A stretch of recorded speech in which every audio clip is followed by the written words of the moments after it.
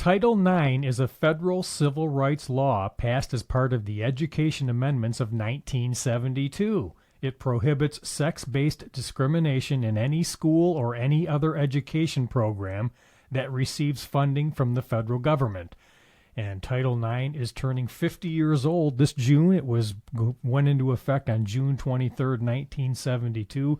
Here to talk a bit about that is Dr. Ashley Baker. She's the Chief Diversity Officer for Spartan Athletics, and it's great to welcome her back to MSU Today. Hello in studio this time, Ashley. Hello, thank you. I'm excited to be here and really looking forward to another conversation with you today. And Dr. B, I just sort of gave the definition, but from your perspective in Spartan Athletics, what is Title IX? Yeah, you captured the definition really well. I think one of the things that I would add to it, the scope of Title IX extends well beyond athletics.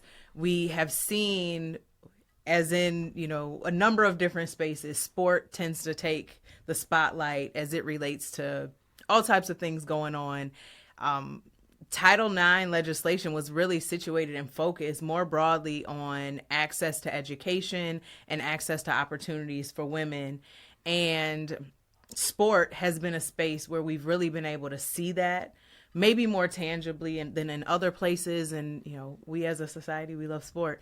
But when you think about the root and the focus of what this initial legislation was about, it was looking at what was happening in education spaces and employment spaces of things that weren't covered under the Civil Rights Act that women were wanting to see access. And so we're talking about admissions, recruitment in college, housing, financial aid, making sure that there was no discrimination against women when these type of resources or opportunities were allocated or becoming available, and that women weren't excluded from that. So the sports space was one where when you look historically at youth sport, and there's so many different avenues that you can look at, young girls were not able to access those spaces. They were denied opportunities,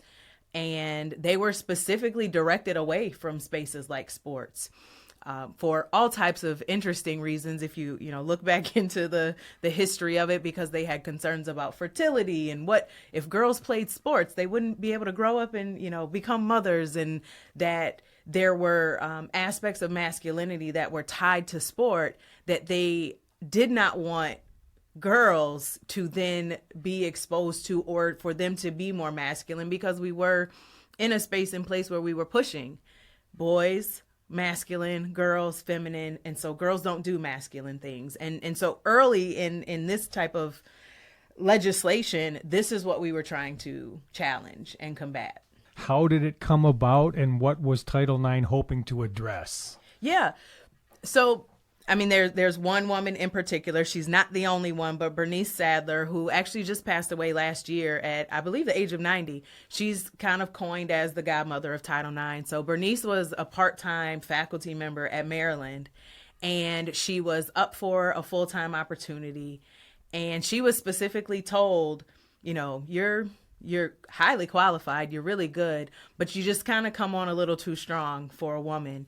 And she had a number of other opportunities present themselves, and she kept being redirected and told, women belong in the home raising their children, or, women don't belong in these spaces. And so she challenged it. She said, I don't think this is okay. And she knew it wasn't acceptable, but it wasn't illegal to do it. And so she actually is one of the first ones who went to state legislators, and she took the model of the Black Civil Rights Movement and thought about how then could this apply to women and affording them access, limiting and eliminating discrimination based on gender.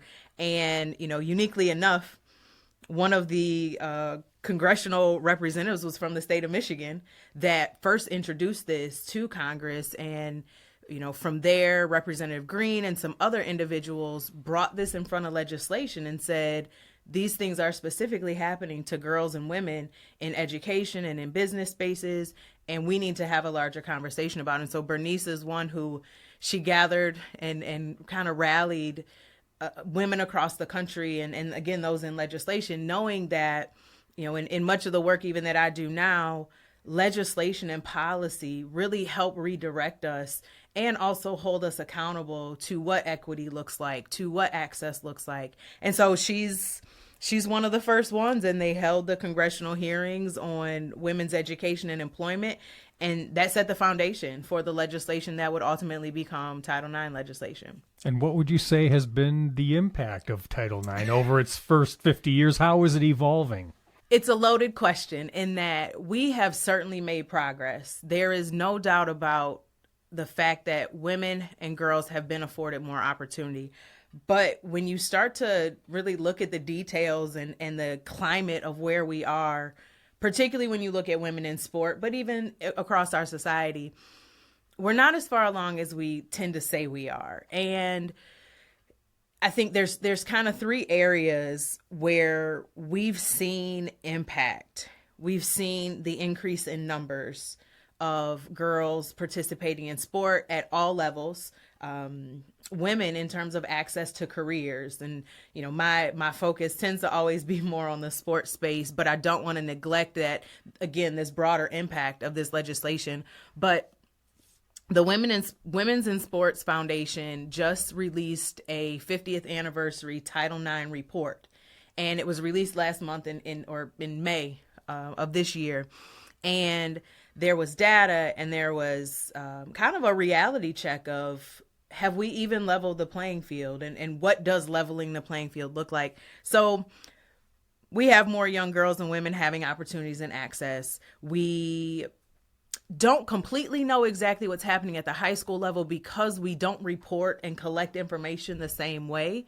But optically, we know there are more girls sports. We see girls championships. We see these different spaces. And I think about my own experience.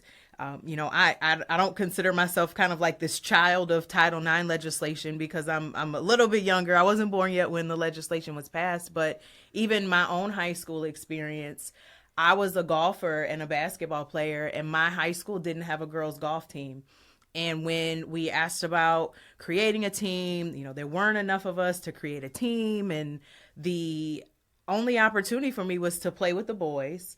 And I was allowed to practice and participate in that way, but I wasn't able to access competition, which, for those of us who are competitive in sport, who wants to just practice all the time? You want to play, you want to compete. But those were examples of what happens in high schools of opportunities and access. Are we funding programs? Do we have the resources to do it? Are the programs equitable? And where are we putting our energy and effort? And we see this at multiple levels in sport, not just at the high school level, but we see it in the collegiate level. And right now you have the WNBA playing in their season, and you see differences there. So we've opened this door, and there's more women like me that are there, and we have opportunities and we're able to pursue, but we're still faced with a number of barriers. We still encounter challenges because the bias still exists. Maybe not the overt discrimination as, hey, go home and have kids and be in the kitchen, but other areas of spaces that make it difficult to really thrive and persist in some of these areas. How would you like to see Title IX, evolve in its next 50 years, and what are both some challenges and opportunities ahead? So I think when we think about some of the challenges that exist, and I've shared, the bias still exists, and there's these barriers that are in place. There's kind of three areas that we have to think about of how this particular legislation, in my opinion, and in others' opinions, needs to be updated, needs to be more reflective of where we are in society, and even take into account other factors that in the 60s and 70s wasn't necessarily a priority at that time. And so there's these three areas. You have the intersection of race and gender. You have the impact on the experiences of LGBTQ plus young people who are participating in sport or accessing education, and then also young people with disabilities. So while this legislation has certainly impacted women, it failed to, and really now still fails to look at the intersection of what happens to women of color, what happens to, Black women in these spaces where we've opened up opportunity, and it doesn't take into account what has been coined intersectionality, but this sort of double jeopardy of someone like me shows up. I have the barrier of being a woman, but on top of that, I also have the barrier of being a Black person in spaces that maybe aren't as accepting or have continued to create barriers for people like me. So while women are getting in the door, women like me are showing up, and it's like, oh, she's a woman and we're going to give opportunity. But wait, this is a Black woman. So all of the things that come with that. And this legislation is what they call it, a single access law, or access law, not access, access, in that it specifically only focuses on gender and doesn't take into account these other identities that exist. So now we're looking at transgender students in schools and on sports teams. We're looking at young people who have various disabilities, whether physical, cognitive, or whatnot. And this legislation doesn't completely address how they access spaces. So when you're looking at individuals who have various gender expression, we're seeing now, we're talking about locker room space and restroom space and who can participate on teams and all these at the state level legislation looking at it. At a governing body level in terms of the NCAA and these other sport governing bodies, no, they're not on the same page. And so this legislation, I think, needs to be expanded to take into account that there are so many other identities that are impacted under, spaces when we're talking about discrimination, that the essence of this is still there. That this was about providing an underrepresented and often ignored and overlooked group of individuals. And I think we need to expand that. Dr. Ashley Baker is Michigan State University's Chief Diversity Officer for Spartan Athletics. We've been discussing Title IX, which turns 50 years old on June 23rd, 1972. And actually, it turns 50 this year. It was started, went into effect June 23rd, 1972. And while I have you, Ashley, let me ask you to describe your role a little bit as Chief Diversity Officer for Spartan Athletics. What are some things you focus on? Yeah, well, so this position is a new position. And I think when we've had some other conversations before, we talked about NCAA legislation and the expectation and requirement of athletic departments identifying what they call athletic diversity and inclusion designees, so ADIDs. And there's some emerging scholars that have coined the term ADIOs, which is athletics, diversity, and inclusion officers. And so there's kind of two unique positions to that. My role, I actually fall under the umbrella of an ADIO, in that my sole responsibility in our athletics department is to oversee our diversity, equity, and inclusion initiatives. And designees, what we see at other universities, not ours, is someone who perhaps has another full-time role that has been designated as the liaison for DEI efforts and initiatives. So Michigan State has really done something that not a lot of universities have done in designating one full-time role that solely will focus on this without all of the other responsibilities that some of my other colleagues have throughout the country. And that for me then means I do this 24/7. So when I first arrived here, this being an inaugural position, we had to figure out what this even meant for Michigan State athletics. And while doing that, we're simultaneously defining what it means in the NCAA for us to have diversity representatives on campuses. And my first year or so, I'm just about at the 1.5 year mark, was to just observe and learn our culture, understand what was happening in our space, what our staff felt about our their work environment, their work experiences, their colleagues, and how our student athletes' experiences were, and then how those two things were impacting one another. So I spent a significant amount of time talking with our staff, listening to our staff, and identifying where we had some opportunities for growth, what we were doing really well as it related to the environment and how people felt and how people showed up in our spaces. So we created a DEI roadmap based off of that data. I am a researcher at my core, and I firmly believe every decision we make should always be data informed. And I wanted to do that. I wanted to represent the perspectives of the individuals in our department. You know, me as Dr. Baker, I have my own ideas of all the things we should be doing, but I experience our space different than some of our other staff. And so I use their feedback and their perspectives to say, where do we need to go? Where can we improve? Where are our gaps? And even more importantly, what are our student athletes needing from us as a staff to help in their development? Because ultimately, that's the purpose. We're here for their development. You know, we love a good game. We love a win on the scoreboard, but we are developing young people. And sport is one of the tools that we are doing that. And so what's their experience? You know, who have we surrounded them with? That is what our DEI roadmap really addresses and helps us think about who works in our department. What are their experiences? How do we show we value them? How do we create a space where individuals can show up as their best selves? You know, we work in an environment where we never stop. You know, sports never turns off. You know, there's always the saying, like, you know, when you're asleep, your competition's, you know, outworking you.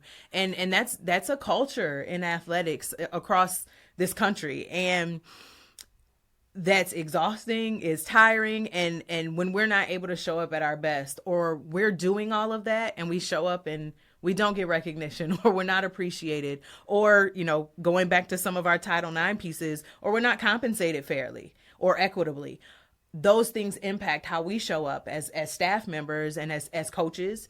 And then it models for our student athletes and models for this next generation that's coming in our space that this is appropriate or this is okay. So our roadmap gives us a guide.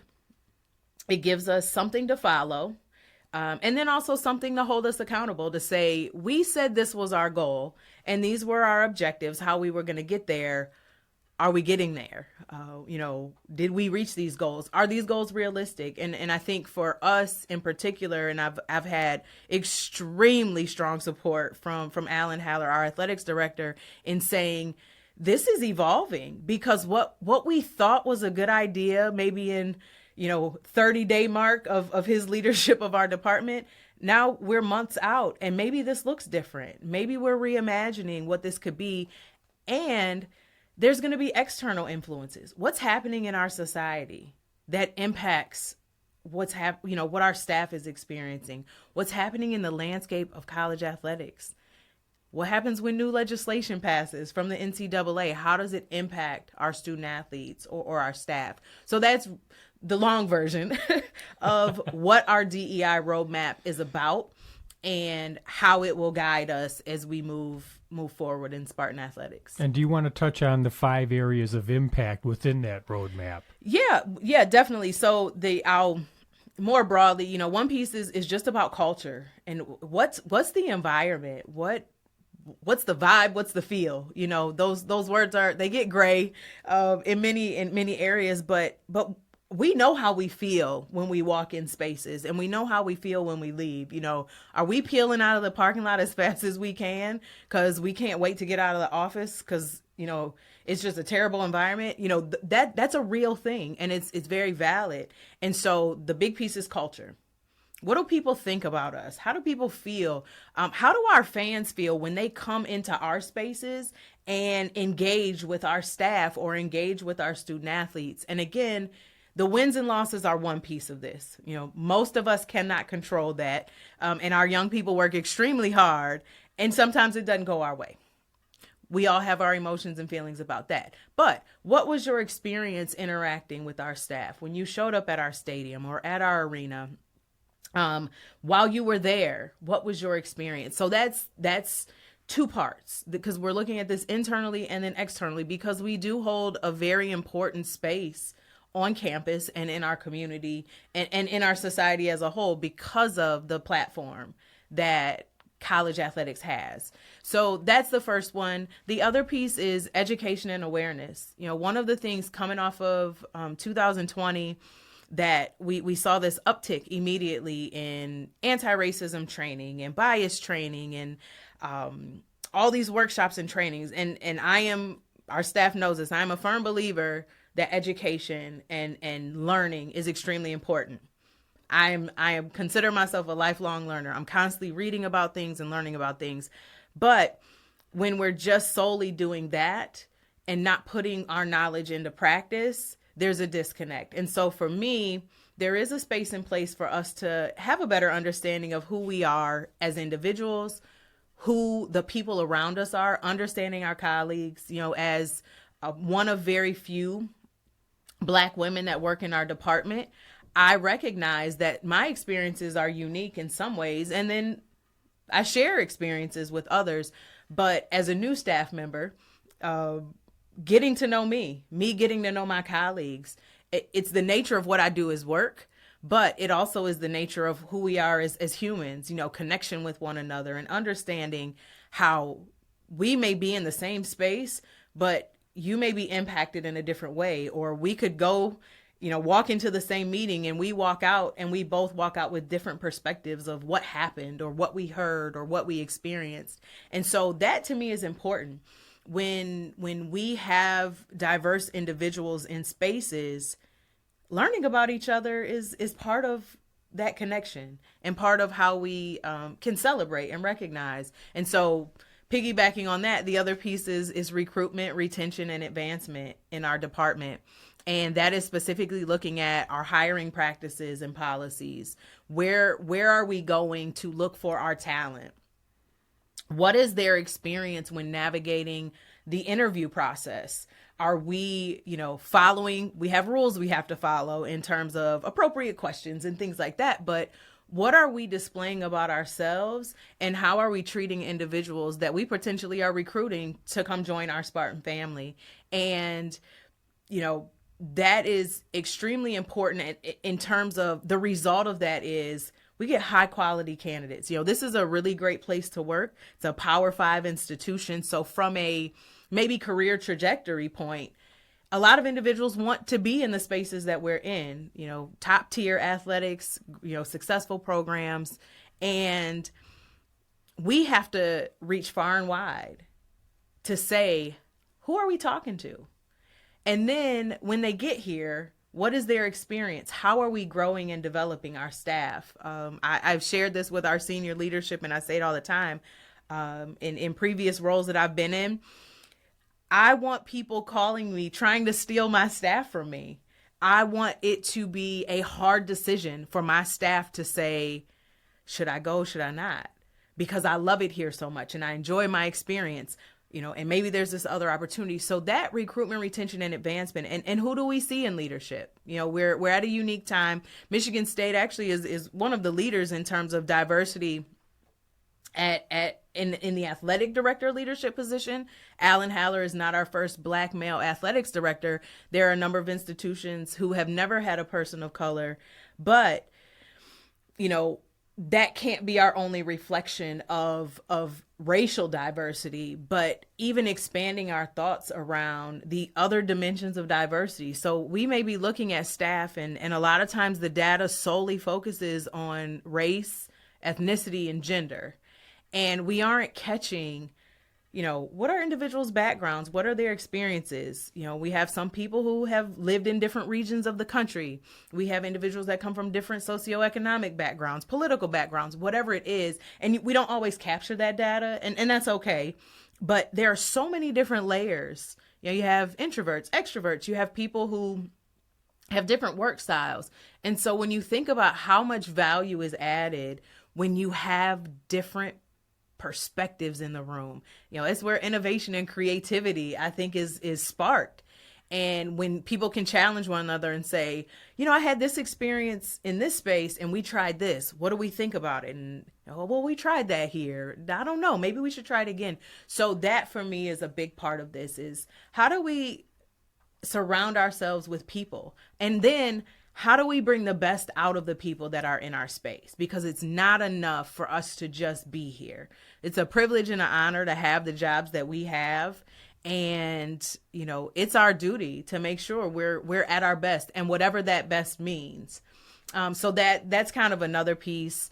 And just exploring, I won't go through, every single one individually, but just looking at, where do we connect with our community? So community relations, where do we spend our money as a department? Where do we, who do we support?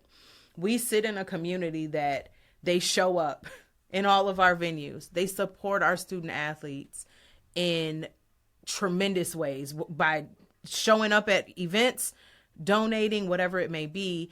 And what are we giving back? How much time do we spend in the community? How much investment do we have in the community? Are we supporting local businesses? Are we supporting small businesses? Something that, again, we've learned over the past couple of years is when we have economic turns and things like a global pandemic, small businesses struggled. And we have the ability to invest in those spaces. And it's a responsibility that we take on for ourselves, but also want to role model for others that the big names are great, right? We celebrate, we use them. But, when we're ordering lunch, where do we go get it from? Little small decisions like that show the type of support or impact we have. Our student athletes going into schools and going into spaces and interacting with our community. That's really important. So that's another part of ours, is really looking at what in a corporate world you're calling corporate social responsibility and all of these, big words. But who are we to the people around us? Dr. Baker, that's a very thorough and inspiring roadmap for DEI and Spartan Athletics. Thank you for telling me about it. And let me just ask you, as we sort of close, what would you like those joining in on our conversation to know kind of about what you're doing DEI-wise in Spartan Athletics? Yeah, well, what I want individuals to know is that, we are truly committed to being better and always pushing ourselves to do the right thing, to value our staff, the people on the campus that are in our campus community, the community around us. And we want to be a model for what this looks like. That is what we are working towards. We are working towards excellence in our department. And this is going to show up in a number of ways that, in my opinion, as the Chief Diversity Officer, is a result of us being true to this roadmap. Our student athletes are going to thrive. And when they thrive, we win. When they thrive, they graduate. When they thrive, they go on and become positive members of our society. And all of that starts with what our culture and our environment is here and how we treat one another. And then I think in other spaces, it shows up in the work that we do, how we have relationships that extend beyond our department, and understanding who we are as a department and really who our brand is nationally. And it all starts with the people who walk into our facilities and our spaces every day and are afforded the opportunities to be seen on TV, be heard on the radio, be seen in the newspaper, all these different spaces, because we have this public facing industry that we're in.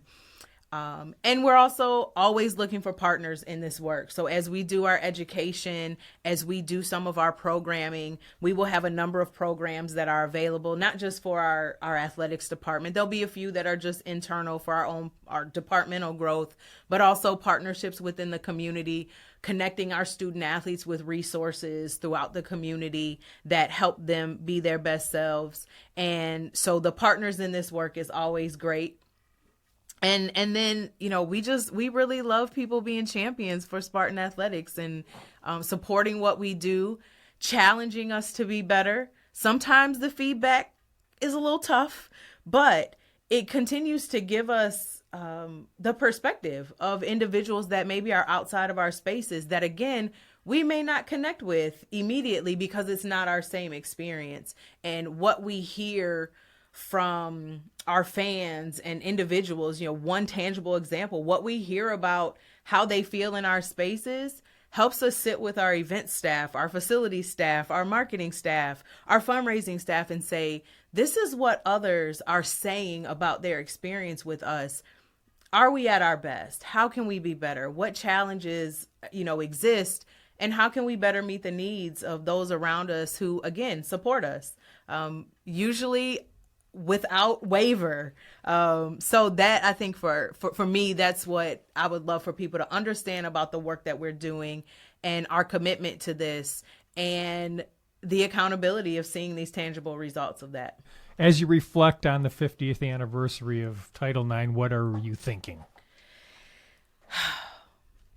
We still have a long way to go, but we have really made progress, and we have to celebrate that, and we have to acknowledge it, and we will do that in Spartan Athletics over the next year. There will be a number of events that are centered on celebrating the Trailblazers, specifically within our athletics department. So there have been some incredible women who have had a wide variety of experiences, that have challenged this institution, that have pushed this institution, and have also shown up and been role models for the young women we have, on our teams now, and the women who work in our department.